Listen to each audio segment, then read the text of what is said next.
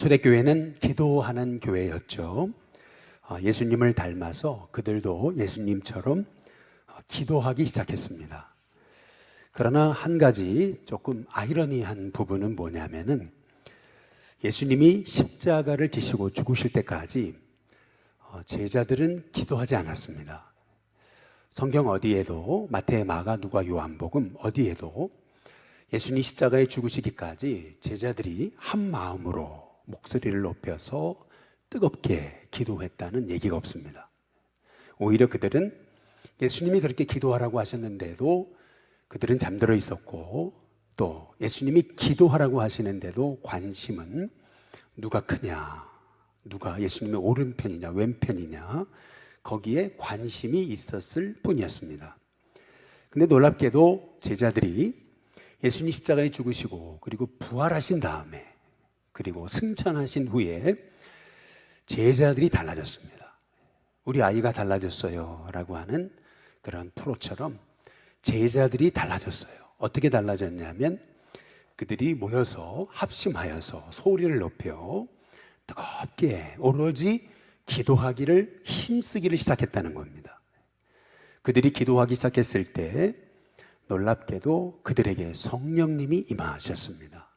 성령님이 임하시자 그들은 완전히 딴 사람이 됐습니다. 전에 제자들의 모습이 아니었습니다. 그들의 입술로 담대히 예수님을 전하기 시작했고, 뿐만 아니라 안진뱅이를 향해서 나사렛 예수님의 이름으로 일어나 걸어라 선포할 수 있는 믿음을 가진 자로 바뀌어지게 됐던 것을 볼 수가 있는 거죠. 우리가 특별히 제자들의 기도를 보게 될 때 이 사도행전에서 주목해 봐야 되는 제자들의 기도는 뭐냐면은 제자들의 금식 기도입니다. 제자들이 금식하며 기도하기 시작하면서부터 이 사도행전의 선교 역사가 바뀌어져요. 금식했다는 것은 뭘 의미하는 거냐면 사람이 금식을 하게 되면은 이제 먹고 또 차 마시고 하는 그 시간만 우리에게 세이브가 돼도요, 얼마나 기도하는 시간이 많아지는지 몰라요. 금식하며 기도했다라고 하는 얘기는 그들이 이제는 생명 걸고 기도하기 시작했다는 거거든요. 사람이 먹는 것을 끊고 기도에 전념했다라고 하는 것은, 이것은 사생결단하고 기도하기 시작했다라고 하는 것을 의미하는 것입니다.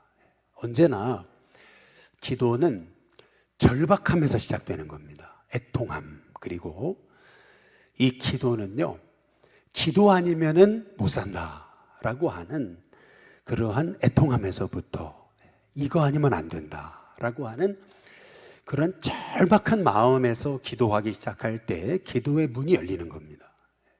많은 분들이 기도가 어렵다 그래요. 근데 그 이유는 뭐냐 하면 먹고 살만하기 때문에 그렇습니다. 먹고 살만한 사람들은 그렇게 기도가 깊이 있게 나오기가 어렵습니다.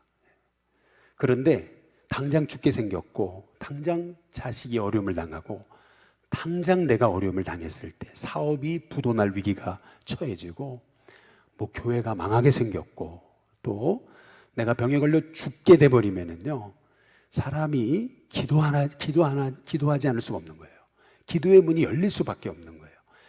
다시 말해서 기도는 언제 그 깊이 있게 기도의 문이 열리기 시작하냐면, 다시 말해 절박할 때 이거 아니면 안 된다라고 하는 그러한 애통함이 있을 때, 그때 실은 기도의 문이 확 열리기를 이제 시작하는 겁니다. 그래서 우리가 제자들의 기도에서 주목해 봐야 되는 게, 그들이 금식하며 기도했다라고 하는 것은 완전히 기도에 사생결단했다라고 하는 것을 의미하는 거예요. 우리가 사도행전 한번 13장 2절에서 3절에 보시면은 주를 섬겨 뭐 할 때요? 금식할 때 그랬습니다. 그때 성령의 음성을 들어요. 내가 불러 시키는 일을 위해서 바나바와 사울을 따로 세워라. 여기 바나바와 사울은 누구냐면 안디옥 교회 담임 목사님과 수석부 목사님이에요. 이들을 따로 세우라라는 얘기는 이제 하나님의 계획에 이들을 맡겨라, 선교사로 보내라 라는 얘기입니다. 그래서 그들이 금식하며 기도하고 이제 드디어 두 사람에게 안수하면서 선교사로 파송하는 거예요. 여기서 금식하며 기도했다, 금식하며 기도했다, 이게 2번 나오거든요. 이게 왜 이렇게 중요한 거냐면은 그 전까지 사도행전에 보면 어찌 보면 제자들의 선교는 이게 능동적이었기보다는 피동적이었습니다. 이 의미가 뭐냐면 예루살렘에서부터 시작된 복음의 역사가 유대와 사마리아 땅끝까지 이르러 증거된다고 말씀하셨는데, 예루살렘에서 유다, 유다에서 사마리아, 그리고 안디옥까지 오기까지 사도행전에 보면 1장에서 12장까지 그들이 선교하게 된 동기는 뭐냐면 핍박이었어요. 그들이 선교하려고 선교한 게 아니고 핍박을 당해가지고 어쩔 수 없이 흩어지면서, 그래서 사마리아로 내려갔고 그래서 안디옥으로 흩어진 거예요. 핍박 때문에 어쩔 수 없이 흩어졌다가 흩어진 곳에서 복음 전한 거, 그것이 사도행전 1장에서 12장의 선교의 역사입니다. 그러다가 사도행전 13장에 넘어가 보시면 여기서 이제 드디어 제자들이 금식하며 기도했다는 얘기가 나오거든요. 사도행전 13장에서부터 시작되는 것은 안디옥 교회의 선교인데, 이 안디옥 교회의 선교는 그 이전까지의 이 제자들의 선교와 차이점이 있다면 그것은 안디옥 교회의 선교에서부터 제자들이 능동적으로 금식하며 기도하면서 그 성령의 음성 받아서 스스로, 핍박이 없었어요. 그런데 스스로 그들이 바나바와 바울을 선교사로 파송하기 시작하면서 바울의 1차, 2차, 3차 전도 여행이 시작되게 됐던 거예요. 그래서 우리가 주목해 봐야 되는 것은 뭐냐면은 제자들이 기도하지 않을 때는 아무 일도 안 일어났어요. 그러나 기도하기 시작할 때 그들은 하나님의 복음의 주역이 되기 시작했다라고 하는 것을 이 사도행전이 우리에게 알려주고 있는 겁니다. 특히 금식기도 말이죠. 이 금식하면서 기도하면서부터 이 초대교회가 세계 선교를 하기 시작했고 세계 선교의 꿈을 품기 시작했고 성령님의 음성에 순종하기 시작했다라는 것을 우리가 기억해 볼 필요가 있는 거죠. 죽음은 죽으리이다의 저자인 안희숙 사모님은요, 30대 초반에 이 신사참배를 거부하다가 일본에게 쫓겨요. 그래서 일본에게 쫓겨서 도망치면서 그가 생각했던 건 뭐냐면 어차피 잡히면 죽을 수 있다라는 그러한 두려움이 몰려오면서 그때 그가 가졌던 생각이 뭐냐면 내가 어차피 이렇게 죽는다면 이렇게 죽을 게 아니고 한번 예수님께 확 반해봐야 되겠다. 완전 예수님께 한번 붙들려 봐야 되겠다. 이제 이런 생각을 하고서 그때부터 금식기도 합니다. 정말 주님이 좋아서, 주님이 사랑해서 기쁨으로 순교할 수 있게 해달라고. 그래서 금식기도를 해요. 3일 작정을 하고 금식기도를 하는데 이분이 저혈압에다가 체구도 마르고 아주 그 체구도 왜소했어요. 그래서 3일째 되는 날 막 그냥 소위 몸이 뜨거워지면서 경련이 일어나고 죽을 것 같았어요. 그런데 그 고비를 뛰어넘었죠. 그래서 3일 금식 기도를 마치는 날 놀라운 하나님의 은혜가 이제 체험되는 거예요. 이렇게 고백해요. 금식이 끝나자 얼마나 놀라운 힘이 나고 믿음이 굳어지고 그리고 성경 말씀이 더 깊이 깨달아지는지 몰랐습니다. 하나님 나라에 대한 나의 소망도 십자가에 대한 나의 감격도 더욱더 깊어가고 은혜는 날로 더 충만해지기만 했습니다. 이제 그렇게 고백했던 것을 볼 수가 있는 거죠.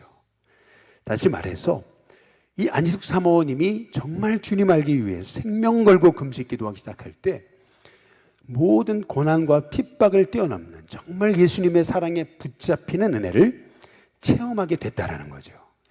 마찬가지로 초대교회도 작정하며 기도하다가 성전에 올라가던 베드로와 요한이 나면서 안진뱅이 된 자에게 예수님의 이름으로 일어나 걸으라 그러잖아요. 그때에 이 베드로와 요한의 눈은 베드로와 요한의 눈이 아니고 예수님의 눈이 된 거예요. 이 베드로와 요한의 말, 입술은 베드로와 요한의 입술이 아니고 예수님의 입술이 된 거고, 이 베드로와 요한이 뻗었던 그 손은 베드로와 요한의 손이 아니고 예수님의 손이 됐던 거죠.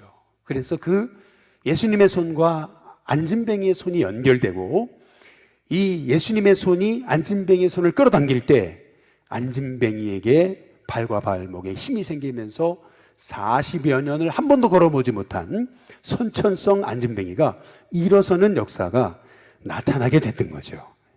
그것으로 인해서 이 베드로와 요한은 오히려 옥에 갇히고 하루 동안 옥에 갇혔다가 다음날 사내들인에서 신문 받고 너 죽는다 그런 위협 받고서 이제 겨우 풀려났어요. 그게 오늘 본문이죠. 그래서 사도행전 4장에 23절에 보면 사도들이 노임해 그랬습니다. 이제 풀려났다는 얘기예요. 감옥에서 말이죠. 뭐 소풍 갔다가 뭐 이렇게 나들이 갔다가 그렇게 왔다는 얘기가 아닙니다. 감옥에 붙잡혔다가 풀려났다는 얘기예요. 얼마나 그들이 힘들고 지쳐 있었을까요? 그런데 그들은 오히려 집에 가서 빨리 쉬어야지, 집에 가서 빨리 충전해야지, 뭐 그런 게 아니었어요. 지금 허기진 몸을 다시 추스려야지 그게 아니고 그들은 감옥에 붙잡혀 들어갔다가 그렇게 지친 몸을 이끌고 어디로 갔냐면 그 동료에게 갔다. 이렇게 성경이 말하고 있습니다. 한번 따라해 보시죠. 동료. 동료라는 말.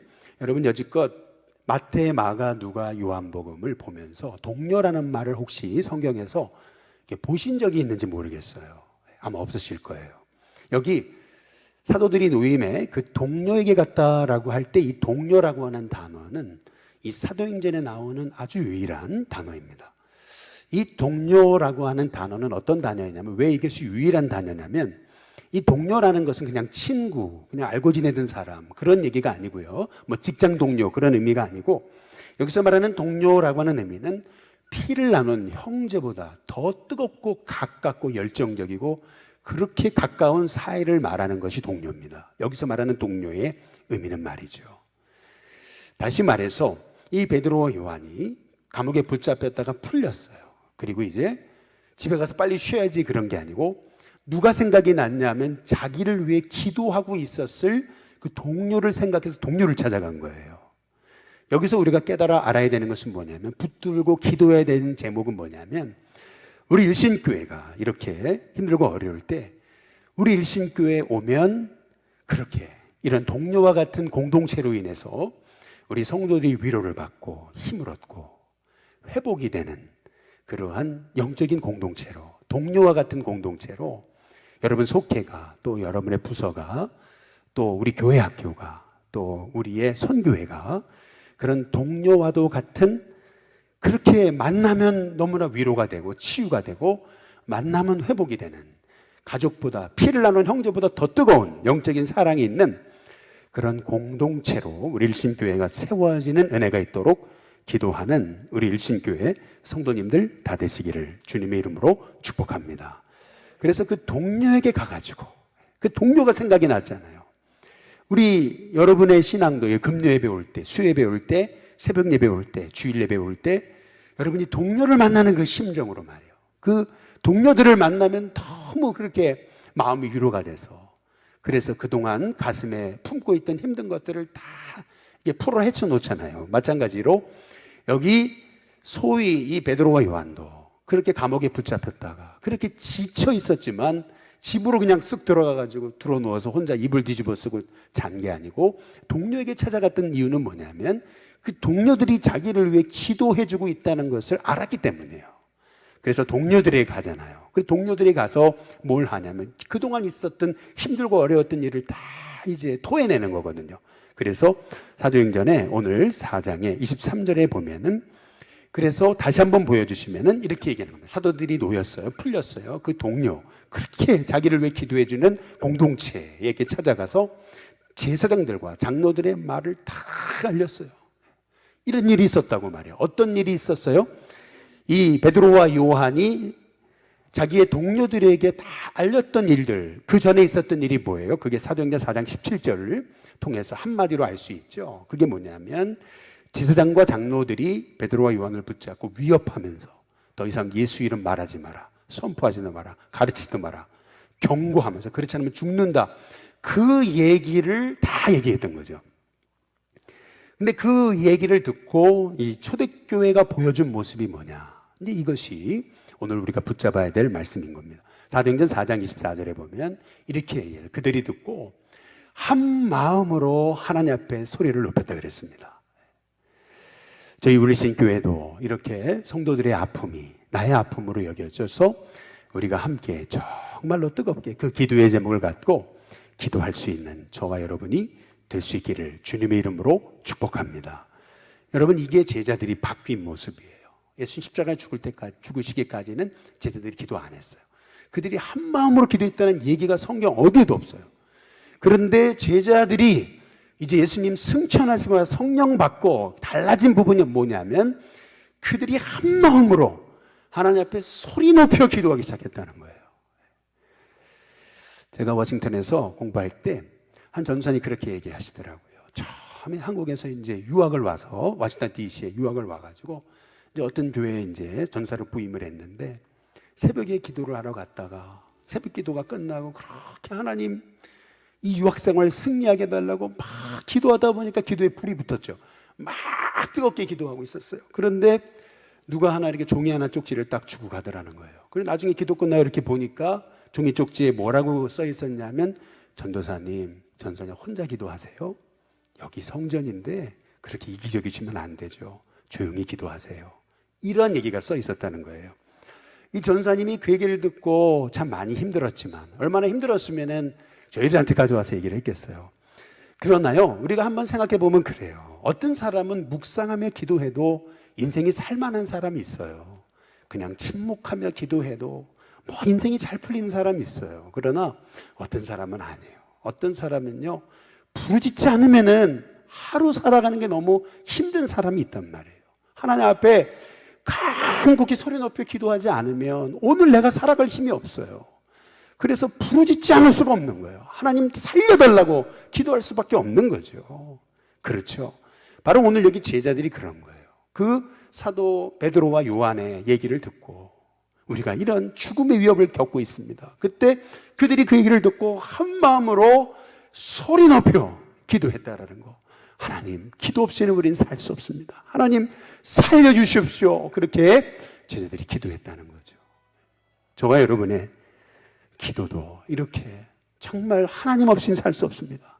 그 고백으로 기도할 때 하나님께서 저와 여러분의 기도를 들으심을 기억하면서 정말 하나님 앞에 부르짖어 기도하는 것이 부끄러운 것이 아니고 부르짖어 기도할 수 없는 것이 부끄러운 것임을 깨닫고 여러분 정말 하나님 앞에 기도하는 성도님들 되시기를 주님의 이름으로 축복합니다.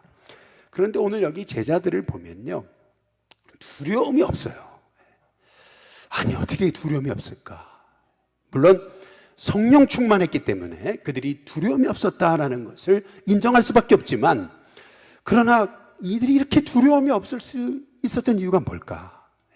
오늘 말씀에 이들의 기도에서 우리는 힌트를 찾게 돼요. 그게 뭐냐면 사도행전 4장의 24절에 보면 그들이 이렇게 기도합니다. 이르되, 기도하는 거죠.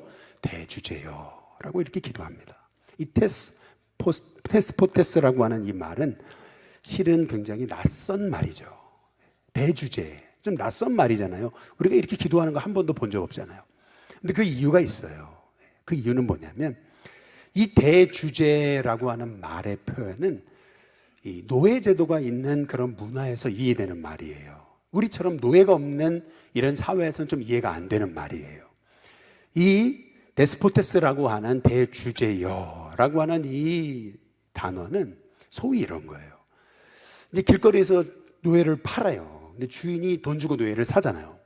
돈 주고 노예를 딱 사는 순간 그 노예는 누구 거냐면 그 돈 주고 산 주인의 거가 되는 거예요. 그래서 이제는 모든 생명과 죽음, 모든 사는 것 죽은 게, 살고 죽는 것이 이제는 그 주인의 손에 넘겨지는 거예요. 그래서 이 노예는 주인이 돈 주고 노예를 사는 순간 노예는 더 이상 사람이 아니에요. 이 주인의 물건인 거예요. 주인이 그 노예를 죽일 수도 있고 살릴 수도 있고 이 주인이 노예의 삶을 책임지는 거예요. 그런 의미에서 대주제라고 하는 것은 바로 하나님이 내 인생의 절대 주관자시라는, 하나님만이 내 인생의 절대 주인이시라는 그런 고백이 담긴 것이 대주제라고 하는 말의 뜻입니다.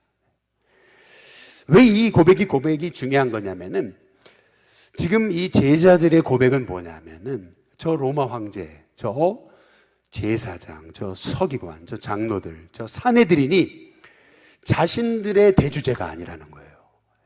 내 인생을 죽이기도 하시고 살리기도 하실 수 있는 분, 내 인생을 책임지시는 분, 그분이 누구세요? 오직 하나님이신 거예요. 자기 인생 주관하시는 대주제이신, 절대 주권자이신 하나님. 그것을 지금 제자들이 고백하고 있는 거죠. 그렇기 때문에 제자들은 하나님을 단순히 그냥 좋으신 분, 선하신 분, 이 개념이 아니고요, 정말 내 인생의 절대 주관자, 내 인생의 길을 여시기도 하고 내 인생에 막힌 인생의 문을 여시기도 하는 분, 내 인생을 문을 닫기도 하시고 열기도 하시는 분, 내 인생을 책임지신 분, 그런 의미에서 대주제라고 하는 그런 고백을 올려드리고 있는 건데요. 그래서 제자들은 우리 하나님을 대주제이신 하나님, 절대 주권자이신 하나님, 정말 주님이 내 인생의 주인이시라고 고백하면서 그들은 하나님에 대해서 새 모습으로 오늘 말씀을 통해 고백하고 있는 거예요. 사도행전 4장 24절에 보면 이렇게 얘기합니다. 천지와 바다와 그 가운데 만물을 지으신 분, 하나님은 창조주 하나님. 지금도 하나님 무에서 유로 모든 것을 창조하신 하나님이다, 그렇게 고백하고요. 사도행전 4장 25절에서 26절에 보면 이렇게 얘기합니다. 또 그러잖아요. 하나님 어떤 분이시냐면 주의 종, 우리 조상 다윗의 입을 통해 성령으로 말씀해 주셔서 시편 2편의 말씀을 인용하고 있어요. 거기 어찌하여 열방이 분노하며 족속들이 허사를 경영하였는고, 세상의 군왕들이 나서며 관리들이 함께 모여 주와 그의 그리스도를 대적하노소이다. 이 말씀, 이게 시편 2편이거든요. 이 말씀을 하신 분, 다시 말하면 다윗이라고 하는 하나님의 종에게 그 입술에 말씀을 넣어주셔가지고 그 말씀을 하게 하실 뿐만 아니라 또한 그 말씀을 이루신 분, 다시 말해서 하나님은 다윗에게 하나님의 뜻을 계시하시고 또 그 계시를 이루어 가시는 역사의 주관자, 그분이 바로 우리 하나님이시라고 고백하시는 거예요. 지금 이 역사는 하나님이 주관하신다, 이 역사의 주인은 하나님이시다, 지금 그 고백을 하고 있는 거거든요. 그리고 사도행전 거기 4장 27절에서 28절에 보면 이렇게 얘기합니다. 과연 헤롯과 본디오 빌라도는 이방인과 이스라엘 백성과 합세하여 하나님께서 기름 부으신 거룩한 종 예수를 거슬러서, 그래서 뭐 하냐면 하나님의 권능과 뜻대로 이루려고 예정하신 그것을 행하려고 이성에 모였나이다.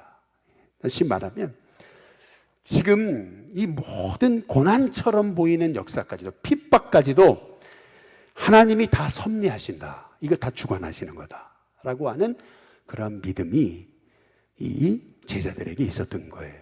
하나님은 창조주, 그리고 하나님은 역사를 주관하시는 분, 그리고 하나님은 고난까지도 섭리하신 하나님, 그렇게 하나님이 내 인생의 진정한 절대 주관자, 이 하나님이 내 인생을 이끌어 가시는 분이라는 것을 제자들이 지금 고백하고 있는 겁니다.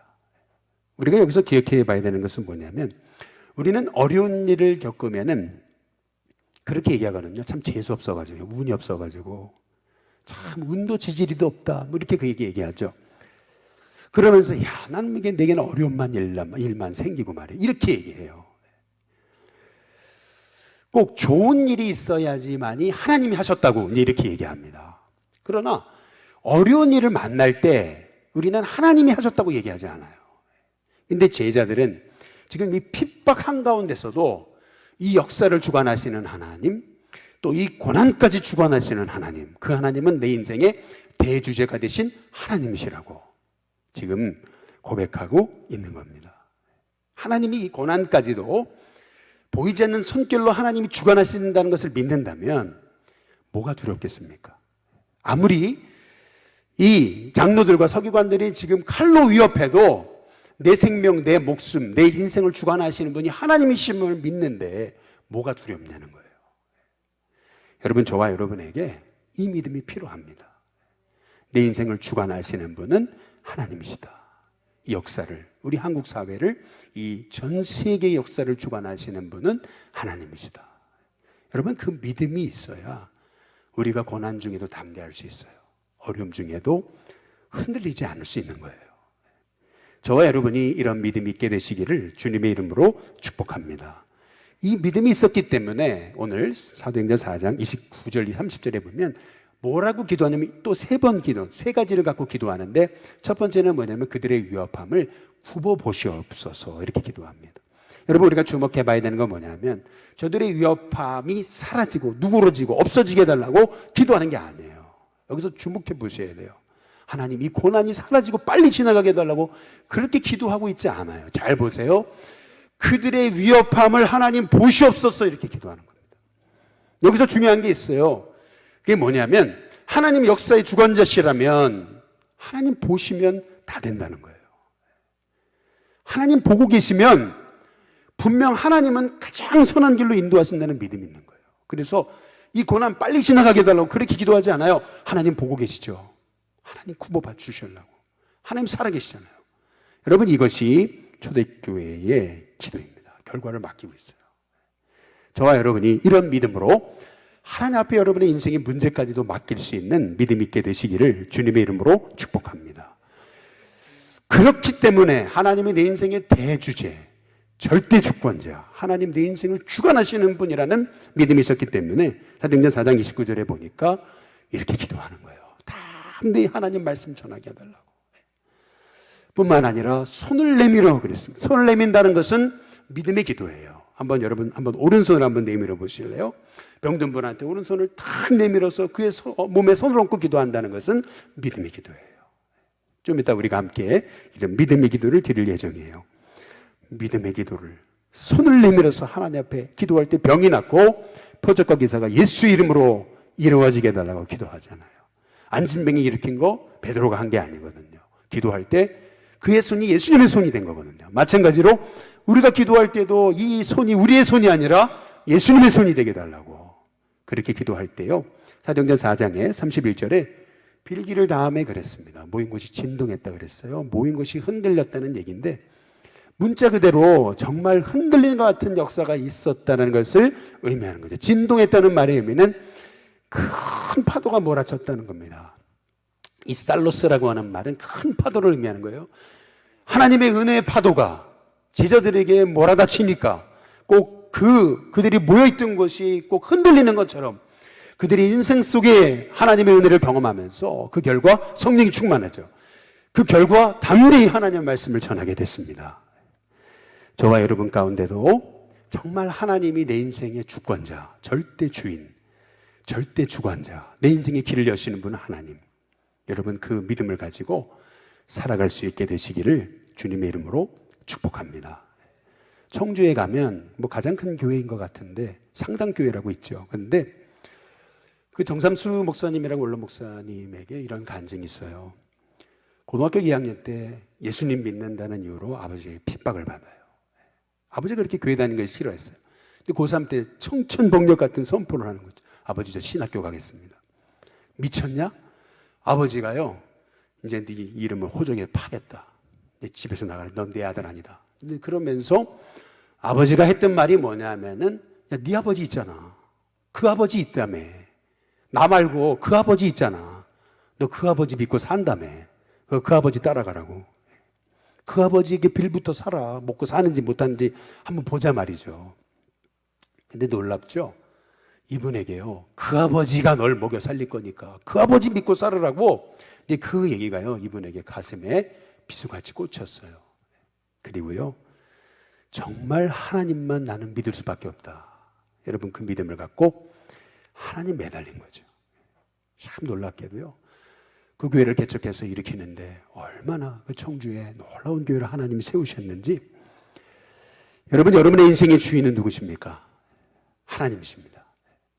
그 하나님의 빌부터 하나님께 온전히 의지하고 그 하나님이 여러분의 인생을 주관하신다는 걸 믿고 그 하나님께 믿고 맡기며 사십시오.